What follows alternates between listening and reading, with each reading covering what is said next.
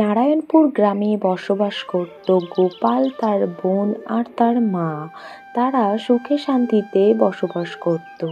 কিন্তু গোপাল ছিল একটু অলস প্রকৃতির, সে কোনো কাজবাজ করতে চাইতো না। বাবা গোপাল, অনেক তো বেলা হলো, তুই মাঠে যাবি না আজকে? মা, আজ আমার মাঠে যেতে ইচ্ছা করছে না। বাইরে দেখো কত রোদ্দুর বেরিয়েছে, আমি কি করে যাব? তোর এই অলসতার জন্য তুই কোনোদিন কোনো বড় কিছু করতে পারবি না বাবা। দাদা, তুমি যদি কিছু না করিস তাহলে গ্রামের সবাই তোকে মূর্খ বলে ডাকবে, তখন তুই দেখবি মজা কেমন লাগে। মা, ওকে বেশি কথা বলতে বারণ করো, কিন্তু বলে দিচ্ছি আমার তো একটা নাম আছে, সেই নাম ধরে ডাকবে সবাই। সকাল সকাল তোদের এই ঝগড়াঝাটি আমার মোটে ভালো লাগে না। আমার হয়েছে যত জ্বালা, এই ছেলেটা যে কবে বড় হবে আমি সেই চিন্তায় চিন্তায় পাগল হয়ে গেলাম। মা, তুমি আমাকে নিয়ে একদম চিন্তা করো না, তুমি দেখবে একদিন আমি বড় কিছু একটা করব। বড় কিছু করবে না তার ছাই করবে। এই তোরা দুজন থাম তো, যে যার কাজে যা বাপু, আমার আর ভালো লাগছে না। কি রে গোপাল, কেমন আছিস? শুনলাম তুই নাকি মাঠে ঘাটে যাচ্ছিস না, আর যদিও বা যাচ্ছিস সেখানে গিয়ে দুষ্টামি করে সমস্ত কাজ বাজ নষ্ট করে আসছিস। জমিদার বাবু, আমি তো কিছুই করিনি। গরুটা পালিয়ে গেল হঠাৎ করে, তা আমি কি করব বলো? গরুটা পালাই কি করে? তুই যদি শক্ত করে গরুর দড়িটা বেঁধে রাখতিস তাহলে আর কি গরুটা পালাতে পারতো? আর আমার ক্ষেতের এত ধান নষ্টও হতো না। তোর জন্য আজকে এটা হয়েছে। দাঁড়া, আজকে তোর মার কাছে গিয়ে আমি নালিশ করে আসবো। জমিদার বাবু, এইরকম করবেন না, আমি নিজে ইচ্ছা করে কিচ্ছুই করিনি। গোপাল, তুই কি আমার সাথে মজা করছিস নাকি? আমি কি তোর মজা করার পাত্র? না না জমিদার বাবু, আমি কেন তোমার সাথে মজা করতে যাব? তুমি তো একজন স্বনামধন্য ব্যক্তি, আমি তোমার সাথে মজা করতে পারি? শোন, আজ আমি তোর মা বাবার কাছে গিয়ে তোর নামে নালিশ জানিয়ে আসবো। পরের দিন যদি দেখি এরকম কিছু হয়েছে, তবে তোকে আমি বেঁধে মারবো। জমিদার বাবু, তুমি এরকম করো না, মায়ের কাছে গিয়ে কোনো কিছু নালিশ করো না। আমি আর কোনোদিন করব না এরকম, মা আমাকে খুব মারবে। তোর কোনো কথাই আমি শুনবো না, আমি যাচ্ছি তোর মায়ের কাছে। কি রে গোপাল, জমিদার বাবু বাড়ি বয়ে এসে তোর নামে নালিশ জানিয়ে গেল, তুই কি দুষ্টামি করেছিস বলতো?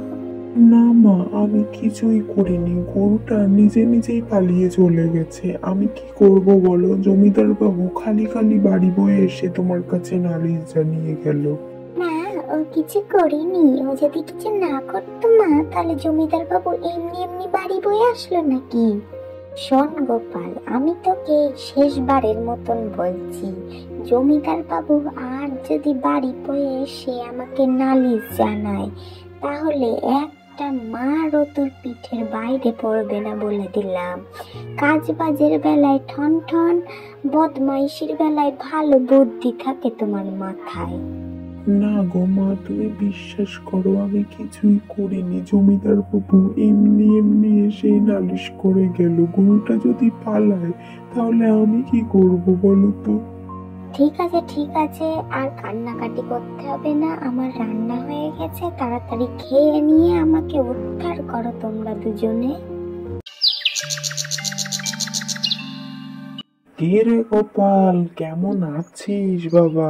তোর সাথে তো অনেক দিন বাদে দেখা হলো। হ্যাঁ গো রাখাল কাকা, আমি ভালো আছি। তুমি কেমন আছো? আর মাস্টার কাকা, তুমি কেমন আছো? আমি তো ভালো আছি গোপাল। তোমার পড়াশুনো কেমন চলছে? আর তুমি নাকি পড়াশুনোর পাশাপাশি মাঠের কাজ বাজেও নাকি হাত লাগাচ্ছ? আরে গোপালের কথা বাদ দাও তো। ও মাঠের কাজ বাজ তো দূরের কথা, মাঠে গেলেই জমির ফসলাদি শুধু নষ্ট করে বাড়িতে চলে আসে। না না গোপাল, তোমার এইরকম করা কিন্তু ঠিক হচ্ছে না। তুমি কি জানো পরিশ্রম ছাড়া জীবনে কিছুই সম্ভব নয়? কিন্তু মাস্টার কাকা, কাজ করতে তো আমার খুব কষ্ট হয়। শোনো গোপাল, কষ্ট না করলে কেষ্ট মেলে না। তুমি একটু কষ্ট করো, দেখবে তোমার জীবন একদম বদলে যাবে। তাহলে গোপাল, কাল থেকে তুই আমার সাথে মাঠে যাচ্ছিস তো চাষবাসের কাজের জন্যে? হ্যাঁ রাখাল কাকা, আমি যাব তোমার সাথে মাঠের চাষবাসের কাজ শিখবো আর চাষবাসও করব।